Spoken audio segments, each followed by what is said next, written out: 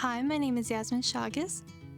Because of the generosity of donors and the scholarships that I was given through the school, I'm able to say that I will be graduating, and I will be graduating debt-free. When I was 10, I was diagnosed with type 1 diabetes, and it was a very hard experience being the child of first-generation Americans. That translation aspect was a huge barrier that we had to overcome. From that, it ignited both that passion of healthcare and of languages, and combining both of them, I really do strive to be a healthcare professional where I can communicate to my patients in their own languages, help them really just be calm during the more difficult moments of their life. I love learning languages because it opens you up to new communities. If you're ever in an environment where you meet somebody and you guys speak the same language, it's like you instantly click.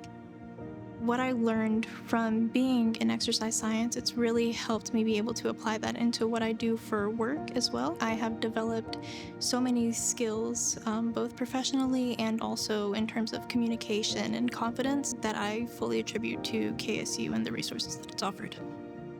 PPSA, we work a lot with different kinds of groups, predominantly alumni, trustees, and such. So to be the president and to be, I guess, on that other administrative side and not just an ambassador, it's really cool to see what we do and also to be able to have these more meaningful connections.